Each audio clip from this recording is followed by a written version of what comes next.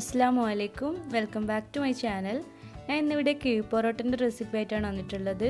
Cave parotta കഴിഞ്ഞ് എല്ലാവരും ദം പൊറോട്ടയിലേക്ക് മാറി, എങ്കിലും എനിക്ക് ഇതാണ് കുറച്ചുകൂടി ടേസ്റ്റിയായി തോന്നിയിട്ടുള്ളത്. അപ്പോൾ ഇതെങ്ങനെ ഉണ്ടാക്കൽ നോക്കാം. ആദ്യം തന്നെ നല്ല സിമ്പിൾ ആൻഡ് ടേസ്റ്റി ആയിട്ടുള്ള ബീഫ് വരട്ടിയതിൻ്റെ റെസിപ്പിയാണ് കാണിക്കാൻ പോകുന്നത്. അപ്പോൾ 1 കിലോ ബീഫ് ഞാൻ എടുത്തിട്ടുണ്ട്. ഇതിലേക്ക് 3 ടേബിൾ സ്പൂൺ മുളക് പൊടി, 2 ടേബിൾ സ്പൂൺ മല്ലിപ്പൊടി, പിന്നെ കുരുമുളക് പൊടി, മഞ്ഞൾപ്പൊടി, ഗരം മസാലപ്പൊടി ഇവ മൂന്നും 1/2 ടീസ്പൂൺ വീതം ആഡ് ചെയ്യുക. ശേഷം ആവശ്യത്തിന് ഉപ്പും 1 ടീസ്പൂൺ വിനാഗിരിയും കൂടി ആഡ് ചെയ്ത് ഇതുപോലെ കൈകൊണ്ട് നന്നായി കുഴച്ചെടുക്കുക. ഇതിലേക്ക് ഞാൻ വെള്ളമൊന്നും ആഡ് ചെയ്യുന്നില്ല, അങ്ങനെ അടുക്കി പിടിക്കൊന്നുമില്ല. പിന്നെ 3 മീഡിയം സൈസ്ഡ് ഉള്ളി ആഡ് ചെയ്യുക. അതുപോലെ 3 തക്കാളിയും ആഡ് ചെയ്ത് ആദ്യത്തെ വിസിലിന് ശേഷം 20 മിനിറ്റോളം മീഡിയം ഫ്ലെയിമിൽ വേവിച്ചെടുക്കുക.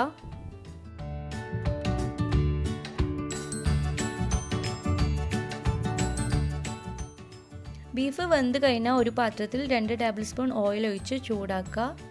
ശേഷം ഇതിലേക്ക് ഇഞ്ചി, വെളുത്തുള്ളിയും പച്ചമുളകും കൂടി ഒന്നിച്ച് പേസ്റ്റാക്കിയത് 2 ടേബിൾ സ്പൂണോളം ആഡ് ചെയ്യുക. ഇനി ഇതിൻ്റെ പച്ചമണം മാറുന്നത് വരെ നന്നായിട്ട് വഴറ്റണം.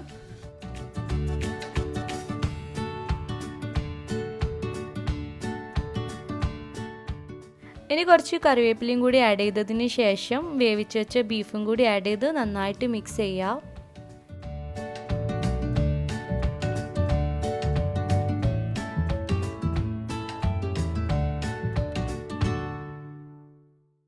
സോ ഇത്രയേ ഉള്ളൂ. നല്ല സിമ്പിളാണ്, നല്ല ടേസ്റ്റിയാണ്.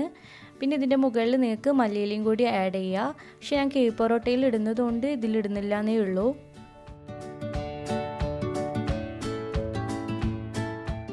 കേവ് പൊറോട്ട ഉണ്ടാക്കുമ്പോൾ വായില നല്ലപോലെ വാട്ടിയെടുക്കാൻ പ്രത്യേകം ശ്രദ്ധിക്കണം.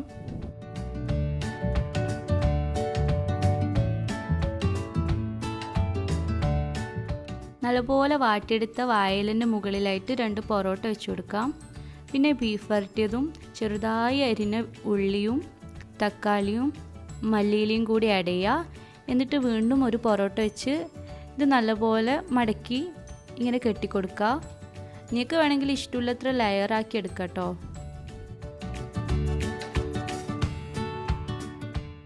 ഇനി ഇതൊന്ന് ചൂടാക്കി എടുക്കണം. അപ്പോൾ ഞാനിവിടെ 2 തരത്തിൽ ചൂടാക്കി എടുക്കുന്നുണ്ട്. ഒന്ന് മൺചട്ടിയിൽ കുറച്ച് ഓയിൽ ഒഴിച്ച് ഇതേപോലെ ചൂടാക്കി എടുക്കുന്നുണ്ട്.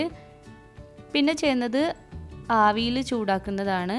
അപ്പോൾ ആവിയിൽ ചെയ്തതാണ് എനിക്ക് കുറച്ചുകൂടി ടേസ്റ്റിയായി തോന്നിയത്. ഇതിങ്ങനെ തുറക്കുമ്പോൾ തന്നെ ഇതിൽ നിന്ന് ആവിയൊക്കെ പോകുന്നുണ്ട്. ശരിക്കും പൊറോട്ടയും ബീഫും എന്ന് പറയുന്നത് കേരളക്കാർക്കൊരു വികാരം തന്നെയാണ്. ഇതുപോലെ കൂടുതൽ ലെയറാക്കി ചെയ്യുമ്പോഴാണ് കൂടുതൽ ടേസ്റ്റിയായി തോന്നിയത്. ആദ്യത്തെ പൊറോട്ടയും ബീഫും കവർ ചെയ്തതിന് ശേഷം വീണ്ടും അതിന് മേലെ ബീഫും ഉള്ളിയും തക്കാളിയൊക്കെ ഇട്ടതിന് ശേഷം വീണ്ടും കവർ ചെയ്യുക. അപ്പോൾ നല്ല ടേസ്റ്റിയാണ്, എല്ലാവരും ട്രൈ ചെയ്യുക. സോ നിങ്ങൾക്ക് എല്ലാവർക്കും എൻ്റെ ഈ ഒരു റെസിപ്പി ഇഷ്ടമായാൽ ലൈക്ക് ചെയ്യുക, കമൻറ്റ് ചെയ്യുക. പിന്നെ എൻ്റെ ചാനൽ ഇതുവരെയും സബ്സ്ക്രൈബ് ചെയ്യാത്തവരുണ്ടെങ്കിൽ സബ്സ്ക്രൈബ് ചെയ്ത് സപ്പോർട്ട് ചെയ്യുക. അപ്പോൾ ഇൻഷാ അല്ലാഹ് പുതിയൊരു വീഡിയോ കാണുന്നവരേക്കും ബൈ ബൈ, അസ്സലാമു അലൈക്കും.